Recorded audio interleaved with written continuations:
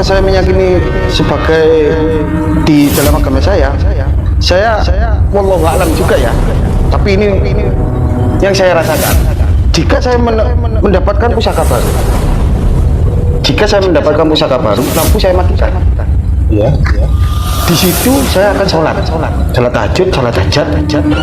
Hajatnya apa? Ingin mengetahui benda ini bertuah atau tidak, mempunyai energi atau tidak, atau mempunyai keanehan atau tidak, lewat sholat.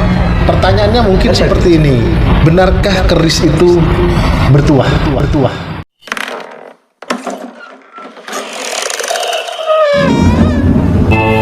Kuntilanak.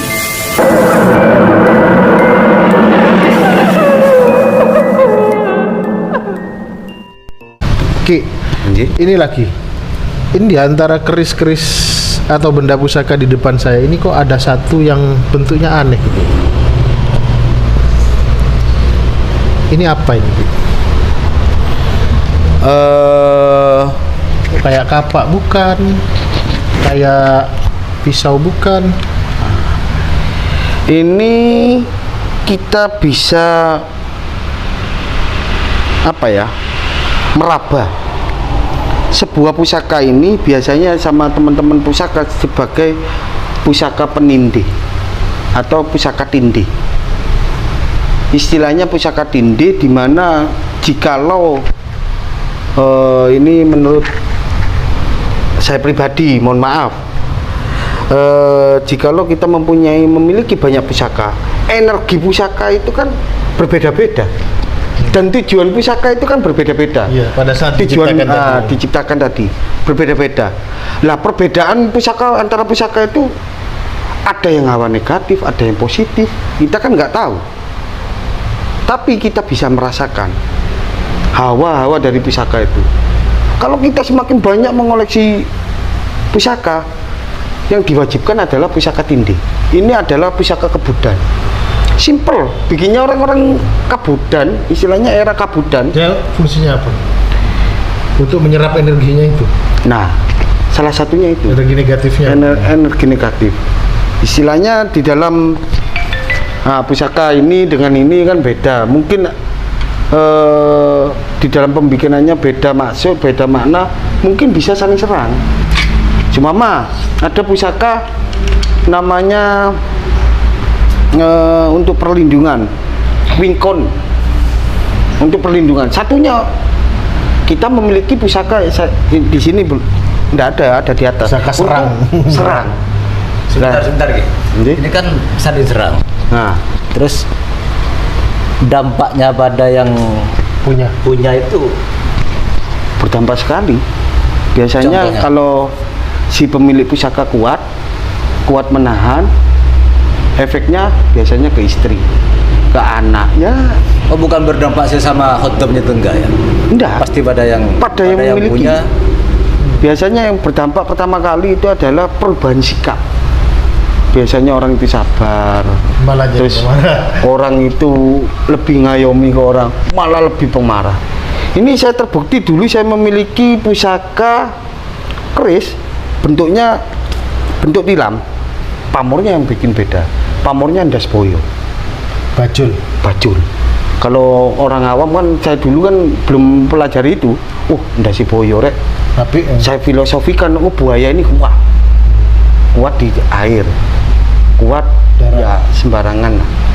Terus diajeni ditakuti, disegani di alamnya buaya. Ternyata itu maksudnya pembentukan keris dengan pamor buaya itu sangat. Jadi kalau buaya itu apa, Ki? Kalau di dalam dunia pusaka harusnya dilarung atau dibuang di sungai, dibuang ke laut. Kirain kalau buaya itu malah bisa jadi playboy. Bukan. Bukan. Kalau playboy kan kelinci. Kelinci dua gini ya. Kalau buaya dulu ada ceritanya, saya juga meneliti tentang itu. Ki Joko Samudro nggak lucu juga, tapi kok lucunya nggak berekspresi. Kalau maksud dan tujuannya ndas boyo ini adalah untuk memecah keluarga. Oh. Karena kalau saya dengar dari cerita teman-teman, ada seorang raja itu menyukai dan kepingin menikahi seorang rakyat jelata yang sangat cantik.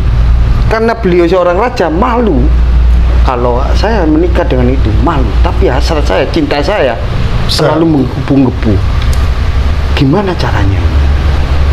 Dia malu pada ibunya dengan ayahnya. Ada si cewek ditarik. Bukan ditarik, istilahnya cewek ini juga malu juga pada si raja. Malu tapi mau itu. Malu tapi mau, semuanya malu. Tapi dengan keegoisan sang raja, dia bisa aja berkuasa. Tapi kalau dia merebut istrinya orang, apakah harga dirinya tidak akan runtuh? Hancur, ya. Marwahnya hilang. Nah, marwahnya hilang. Nah, dengan itu beliau meneliti seorang suaminya perempuan cantik itu. Beliau sukanya apa? Beliau suka pusaka. Tak Kasih pesenkan, pusaka. tak kasih pusaka. Saya mesen. bajul, das bajul. Saya raja itu bilang ke Empu, saya menaksir orang itu. Gimana orang itu sekiranya bisa rumah tangganya hancur. Oh, gampang. Dibikinkanlah pusaka Das bajul. das boyo untuk menceraikan kedua dan akhirnya dinikah kan tanpa merebut paksa, ya kan? Tapi kan tetap aja Ki. Tetap saja Ngambil istri orang. Ya, tapi kan Menikahi lebih rakyat, halus. tapi kan lebih halus. dalam ya. intinya kan lebih halus. Lebih halus. Ya. tapi orang lain nggak ngerti. Jelasnya. Mungkin lebih seperti ini logikanya ya. Kalau kita pakai benda-benda pusaka yang lain itu, misalkan kita di rumah ini ada pusaka A misalkan, selain daripada keris itu, fungsinya pusaka ini apa atau asma apa lah yang ditaruh di rumah. Oh, ini fungsinya adalah perlindungan diri, fungsinya adalah kerezekian. Sama sebenarnya efeknya kan kepada orangnya juga. Orang yang memiliki. Keris ini berbentuk itu mungkin energinya ya sama saja fungsinya. Dan kan perlindungan diri pakai payung. Oke. Saya dari tadi ini pegang ini. Pegang yang satu berapa lock ini? 1, 2, 3, 4, 5, 6, 7, 8, 9. Ada yang nyebut sempono panjul, ada yang menyebut sempono. Ini kok ada kayak listriknya ya. Ya, apa yang kalau saya sih mempercayai dengan saya belajar pada sebuah tentang mindset ya. Enggak gini aja dulu. Terus terang pemirsa, saya nggak mengada-ngada. Dari tadi tangan saya gatel dan kayak ada energinya gitu. Ini pamornya apa? Pamor adek. Yang Fungsinya beda juga. Kalau kita ngomong pamor adek itu, kalau saya lebih cenderung ke filosofinya. Pamor adek itu ya gimananya kalau kita berdiri lurus agar kita jalan di jalan yang benar. Apa memang ada Ki ya kriteria keris yang tidak perlu kita miliki atau kita rawat? banyak, itu termasuk pamor pemilih. Nanti biar pemirsa pertanyaannya diundang lagi. Apakah ada memang memang ada ya kriteria keris yang memang tidak harus kita miliki biar penonton kasat mata tahu gitu. Keris macam apa itu? Iya, keris seperti apa saja yang tidak perlu kita miliki. Semua bisa dipelajari. Kalau saya semua bisa dipelajari dan bisa dirasakan.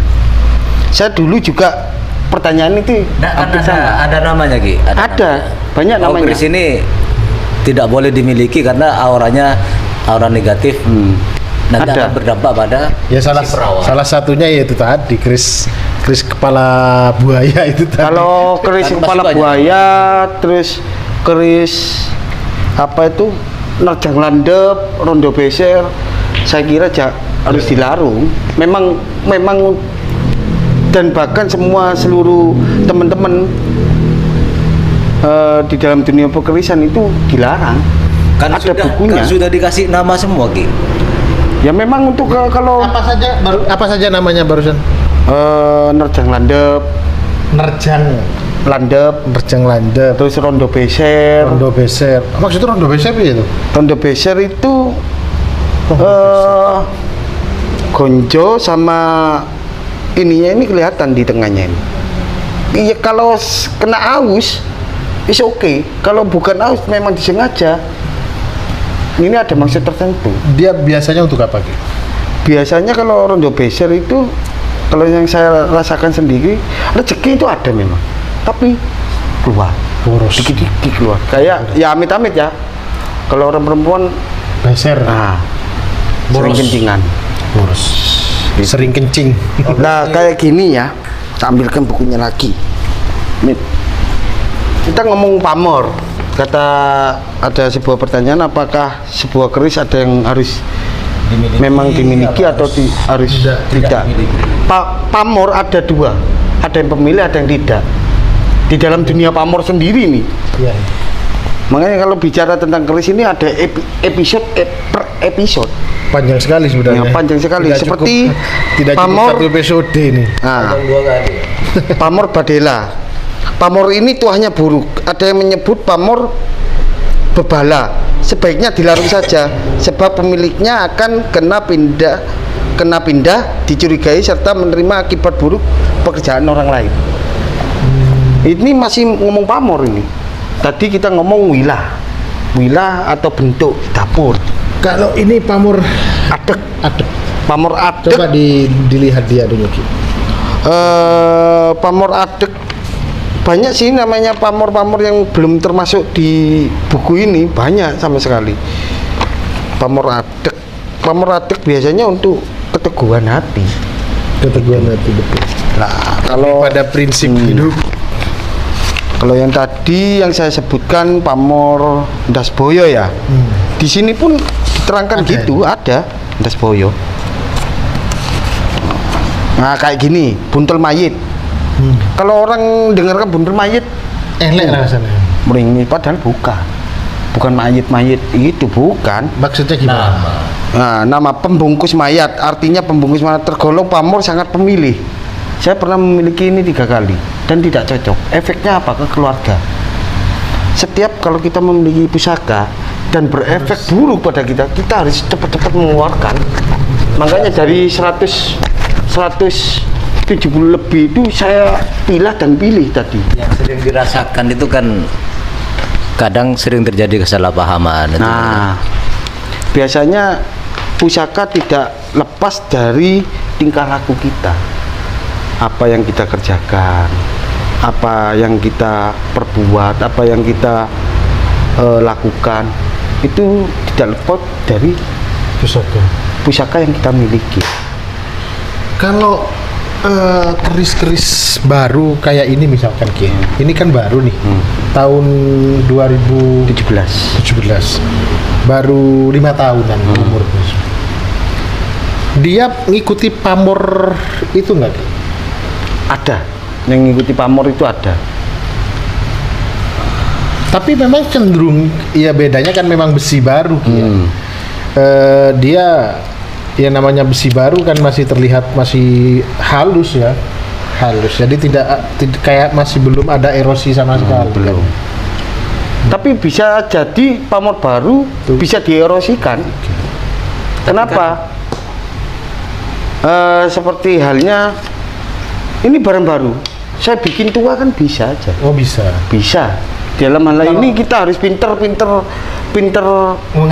mengenal karakter besi. Karena apa? Hal dasarnya keris itu kan besi. Besi ini kalau saya mengatakan keris ini palsu gini, tidak ada yang namanya keris palsu. Nggak ada palsu. Semuanya asli. Cuma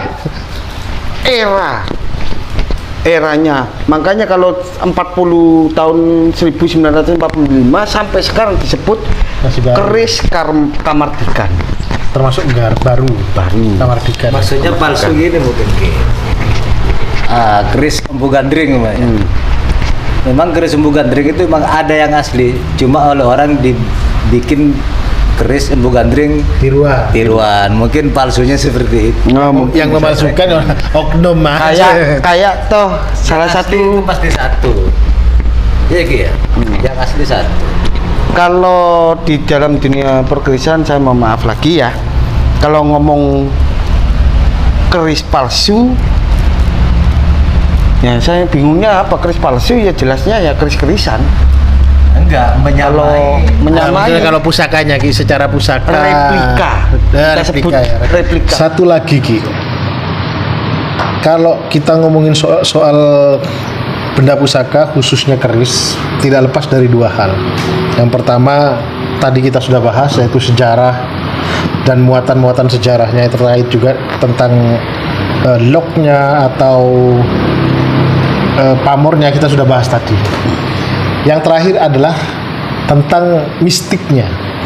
Nah, karena di masyarakat kita itu sampai saat ini masih, kita kalau ngomong keris pasti terbesit dalam pikiran mereka benda Buat apa? benda bertuah. Untuk apa? Untuk apa? Jadi mistik, dan kalau bahasa Jawanya itu nyoninya ya. Bukan, kalau Lebih apa? mistis itu lebih ke ini Ki ya, lebih ke sesuatu yang sulit untuk kita temukan. Hanya orang tertentu saja yang bisa tahu terhadap energi itu. Ya mungkin penuh rahasia. Itu mistis ya. Pertanyaannya mungkin seperti ini, Ustadz ya. Benarkah keris itu bertuah? Saya jawab, mungkin sebelumnya saya mohon maaf, mungkin ada salah kurangnya. Sepengalaman saya dan pengetahuan saya, tidak semua keris itu bertuah dan mempunyai energi. Ya kita ngomong benda pusaka. Iya, ngomong benda pusaka. Bukan kita ngomong replika ini. Kalau replika kita abaikan dulu. Kita abaikan ya. Berarti Benar, kita ngomong benda pusaka itu bertuah. Dalam tanda kutip keris. kalau benda pusaka yang kita pusakakan, istilahnya yang kita pusakakan itu jelas bertuah. Istilahnya yang kita sayangi Bertuah ya. bertuah, jelas bertuah. Kenapa? Itu bisa kita deteksi. Energinya itu bisa. Bagaimana caranya? Kita minta cara apa dulu? Buddha, Hindu, Islam, apa Kejawen? Tergantung tergantung keyakinan. Kita sebagai umat Islam. Nah, kalau saya meyakini sebagai di dalam agama saya wallahu alam juga ya. Tapi ini yang saya rasakan. Jika saya mendapatkan pusaka baru, lampu saya matikan. Iya. Di situ saya akan sholat tahajud, sholat hajat. Hajatnya apa? Kepingin mengetahui benda ini bertuah atau tidak, mempunyai energi atau tidak, atau mempunyai keanehan atau tidak. Lewat mimpi berarti. Lewat sholat. Setelah saya sholat, saya akan mengkhususoni siapa yang bikin keris ini. Kita kan nggak tahu. Termasuk istilahnya kita ditawasuli. ya, kita tawasuli, Disonson. kita istilahnya kita kirim doa pada si pembikin keris ini. Esonson. Kalau esonson itu ada beda lagi nanti ya. Kalau saya cara Islam, setelah saya melakukan Ditawasuli. sholat hajat itu keinginan saya. Setelah itu saya khususoni, saya istighfari, saya fatihai si pembikin keris. Setelah itu saya buka dikit segini. Salah satu contoh, saya akan pangku seperti saya memangku bayi. Kalau udah punya bayi kan, gimana saya akan menjaga dan saya rawat. Biasanya yang dirasakan seperti apa? Biasanya hal kejadian atau keanehan mesti akan terjadi. Kita itu belum kudu kita merinding. Kalau kita lebih ingin mengetahui, setelah lampu kita matikan, sediakan lilin. Kalau lilin itu bergerak dengan cepat dan tidak mati, hadamnya akan keluar. Istilahnya nyoninya. Kalau untuk fungsinya, kita melihat dari segi pamor. Jelas ini beradam, ini ngomong mistis ya, ngomong mistis dan nyoni, jelas bernyoni. Kalau yang dipusakakan jelas bernyoni. Karena apa? Pusaka itu akan kita rawat seperti badan kita sendiri. Kalau kita nggak ngerawat, seperti toh pusaka ini warangkanya dari Timoho, kayu Timoho, kayunya aja sendiri kayu bertuah, kayu mistik. Sekarang mana ada kayu Timoho? Kalau prosesan banyak. Terus yang kedua, terus pusaka ini bajunya nggak pas, seperti halnya kita pakai mobil Pajero tapi bajunya compang-camping. Kita keluar dari mobil Pajero tetap dipanggil compang-camping, Tetap dipanggil gembel. tetap dipanggil gembel. Pusaka gembel. Dari hal itu merawat pusaka itu sangat penting. Kenapa? Hadam atau isi dari pusaka itu akan senang tidaknya di dalam rumah tergantung kita. Seperti saya logikakan juga, kita memiliki sebuah rumah, terus rumah itu kita nggak bersihkan, nggak kita rawat, apakah kita betah di rumah dalam? Nggak betah. Ya termasuk Kalau ini, kalau physically lah ya, kita nggak perlu nih harus sholat, harus pakai ritual-ritual seperti yang lain misalkan. Bisa tidak sebuah benda pusaka itu bisa diketahui secara sepintas, itu bisa langsung kita tahu bahwa ini bertuah. Tahu mungkin Ustadz? Kalau saya pusaka itu lebih ke peninggalan ya. Bukan ke ketua. Belum pada unsur budayanya dong berarti. Kepada mistisnya. Kan ya Ki ya. Kalau pusaka itu kan sesuatu yang diwariskan, yang bersifat turun temurun, itu pusaka. Mau songko, mau apa itu pusaka. Mau pecut, mau apa bentuknya, pokoknya sesuatu yang diturunkan yang bersifat turun temurun itu namanya pusaka. Kalau yuni itu mistis, itu kandungan rahasia yang terdapat di dalam benda itulah yang disebut dengan mistis. Mungkin begitu Ki. ya, kalau di sah-sah saja sih pemanannya kayak gitu, itu sah-sah saja. Namanya prediksi ya. Kalau di dalam ajaran kejawen, pusaka itu ada 5 yang harus dimiliki orang laki. Mungkin pernah dengar, termasuk salah satunya keris. Yang dinamakan pusaka kalau bagi Ustadz adalah sebuah turun-menurun, bisa jadi kayak gitu, warisan atau bisa jadi kayak gitu.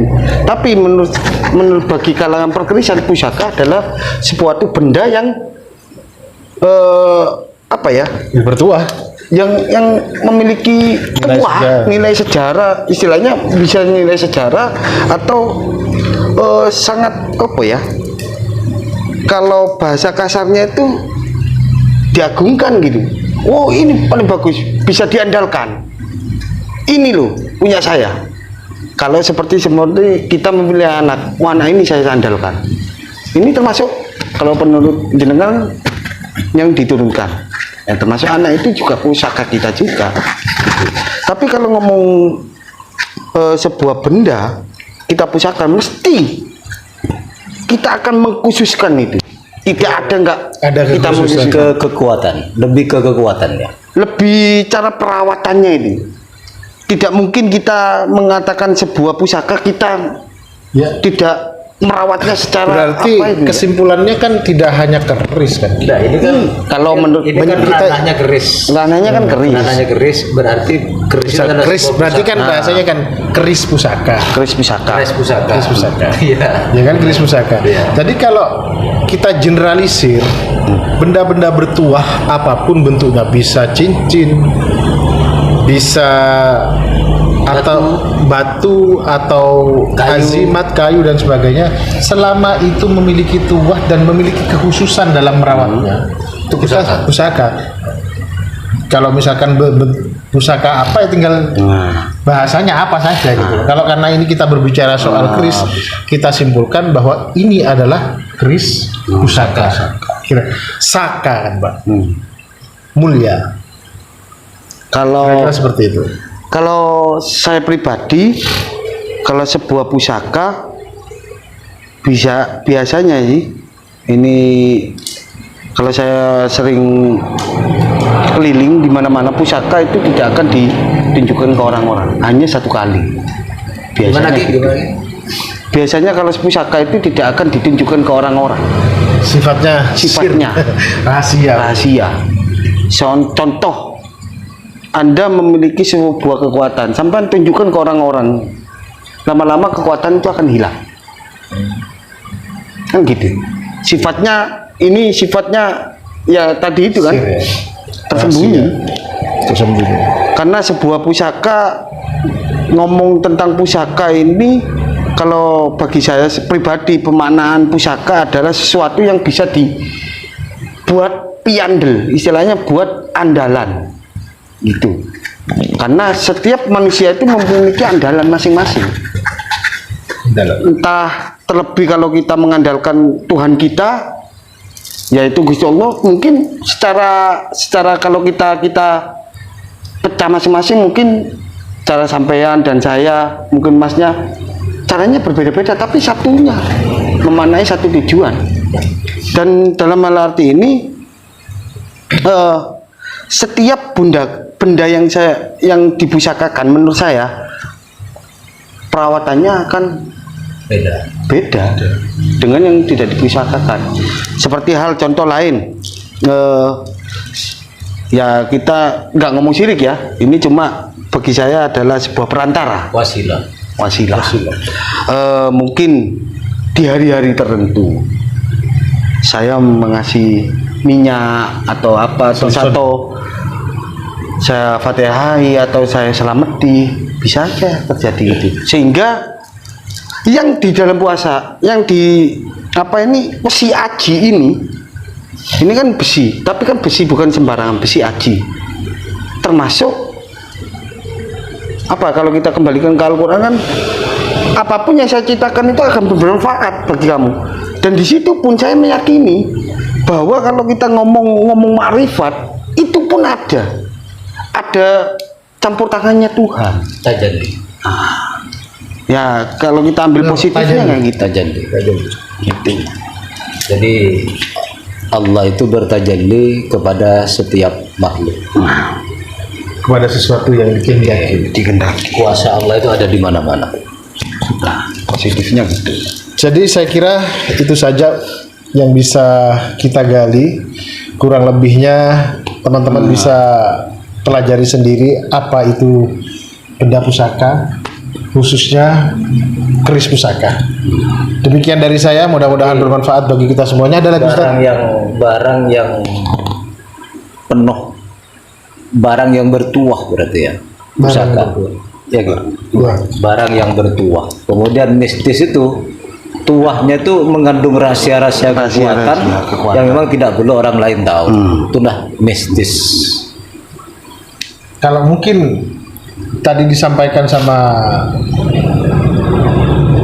Ki Joko Samudro bahwa tidak boleh ditunjukkan dan kekuatannya bisa hilang. Kalau itu ada khodamnya, ada rijalul gaibnya ya, bisa saja ngambek ya.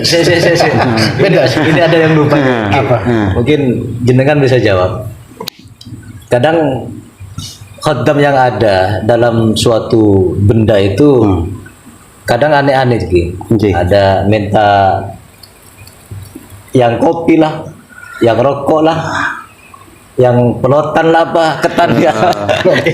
Pelotan itu kan ya, kalau Madura kan pelotan. Itu ada minyak, ada kembang, itu benar. Ya itu kan sebuah tradisi orang-orang. Enggak, setelah ditanya memang mintanya si khodam ini katanya. Kalau bagi saya sih, ya itu adat mereka aja. Kalau pemikiran saya adat mereka. Kalau ngomong khodam itu kan jin semua tuh. Ada yang minta gadis berapa? Minta itu, gadis. Nah itu. Kuat apa 41 ya? Nah kalau bagi saya yang sudah mengenal agama kan, kita bikin simpel aja. Ya belum punya gadis misalkan, khodamnya minta gadis. Kalau bagi saya sih yang anu aja, yang simpel aja. Karena apa? itu adalah sebuah tradisi. Saya tidak bisa menyalahkan budaya saja ya. Karena budaya waktu dulu itu mempercayai hal yang gaib karena belum ketemu yang maha gaib gitu. Karena salah satu contoh ada pohon besar dikasih telur, kasih ayam, kasih anu, kasih uang. Nah, itu sebuah budaya. Kita tidak bisa menyalahkan budaya itu. Ya, bisa saja mereka tuh benar ya. Bisa Karena saja benar. namanya saja sudah mistis. Ada yang hatanya minta keliling dunia, minta ikut belanja ke pasar itu kan aneh-aneh. Ngapain dia ke Hah? pasar? Mana aku tahu namanya mistis. Keliling dunia ngajak-ngajak juga. Rahasia. Biasanya kalau mau orang-orang kayak gitu, Jadi ditutup. kalau saya pribadi sih ya kita yang simple, yang wajar. Keyakinan tergantung Anda, karena di dalam menelaah sebuah pusaka kita tidak luput dari adat dan budaya. Pertama Tapi cara bukanya, cara buka, merawatnya. cara merawat, karena itu tadi tuh sebenarnya bagian dari perawatan juga sih Pak. karena kalau cuma perawatan dimandiin ya. Nah. Kalau membuka kan adab. Ada. kalau perawatannya ya Ya, kalau seperti misalkan itu aja. dirawat misalnya pakai kembang, pakai apa, itu kan bagian dari apa? Perawatan kan ya. bagian dari adat itu bagi Adat saya. budaya. Adat budaya. Karena apa? Adat budaya karena ngajeni. Ngajeni bukan ngajeni yang ini. Istilahnya bukan ngajeni bendanya loh. Kalau pikiran Terus saya yang diajeni yang apa? yang bikin. Oh, yang bikin. Enggak kan? Yang bikin mungkin ya ada keris Mungkin resinya kan suka kopi misalkan. Bukan. Bukan. Kan setiap benda yang dibuat yang dibikin itu pasti melalui proses Nah, ritual panjang. panjang. Di mana ritual panjang bukan hanya sekedar ritual panjang, tapi memasukkan ilmu-ilmu ke dalam Atau doa-doa doa-doa. di dalam benda. Itu Nah, disitulah kita harga itu. harga. Yang bikin aja sudah segitunya bela-belain sampai ilmunya dimasukkan semua. Karena pada hakikatnya kalau saya yang gini, apapun yang ada di dunia termasuk besi itu ada manfaatnya. Entah itu manfaat secara gaib atau manfaat secara nyata, wallahu a'lam bishawab. Karena yang saya yakini ini bagi saya adalah budaya warisan nenek moyang, dan saya akan rawat. Kalau entah ngomong kegaibannya itu wallahu a'lam bishawab, karena itu adalah kita kembalikan Nah lagi. itu ini lebih kalau kita angkat lebih ke arah budaya, lebih ke budaya. Kemudian kerisnya adalah sebuah budaya yang membudaya. Kan ngerti maksudnya? Budaya yang membudaya. Karena budaya itu sendiri kan hasil karya cipta rasa dan karsa manusia yang dilatar belakangi oleh akal dan pikiran. Jadi membuatnya dipikir dulu, pakai akal dulu, itu namanya budaya. Dimiliki oleh banyak orang, itu namanya digemari oleh banyak orang, namanya membudaya. Itu aja sederhana. Banyak Makanya pemaknaannya lah. Aneh-aneh. Nah. Jadi yang khadamnya aneh-aneh itu mungkin proses pembuatannya bukan lewat spiritual panjang melalui keyakinan yang benar, bukan begitu. Kira-kira seperti itu. Iya, karena mana ada hantam minta keliling dunia, jalan-jalan. Minta perempuan 41 Satu gadis lagi. gadis ya. Nah, ini memang mistis, aneh. Nggak masuk akal ke saya itu. Masuk lah. Nggak masuk akal. Terakhir ya Mas, ya, ini pesan saya bagi yang muda-muda, bagi penonton setia, jagalah warisan budaya. Karena banyak sekarang yang dibenturkan oleh budaya. Kenapa? Sedikit-dikit kita tahu lah, sedikit-dikit sirik gitu. Kalau kita ngomong kayak gitu, ya pembahasan lain gitu. Karena saya sendiri ini adalah warisan budaya leluhur kita yang sangat epik, dan tidak semua orang bisa menciptakan sebuah karya yang sangat masterpiece gitu, Sangat unik ya. sangat unik, sehingga Ya, dibumbung kalau kita tidak bisa menghargai sesuatu itu dengan apa ya, lebih baik kita ambil sesuatu itu dari sesuatu yang bisa kita hargai. Misalkan kalau kita tidak bisa menilai itu dari sisi agama, maka hargailah itu dari sisi budayanya, Nah, dari karya seninya. Saya kira itu demikian dari kami. Mudah-mudahan bermanfaat bagi semua pemirsa Kasat Mata TV. Jangan lupa like, share, dan komen karena semua itu gratis. Dan tentunya pemirsa Kasat Mata TV bisa menonton video-video kami di berikutnya yang lebih menarik lagi. Subscribe juga. Sodako subscribe-nya. Sekian dari kami. Wallahul muwaffiq ila aqwamit thoriq. Assalamualaikum warahmatullahi wabarakatuh. waalaikumsalam. Bye bye.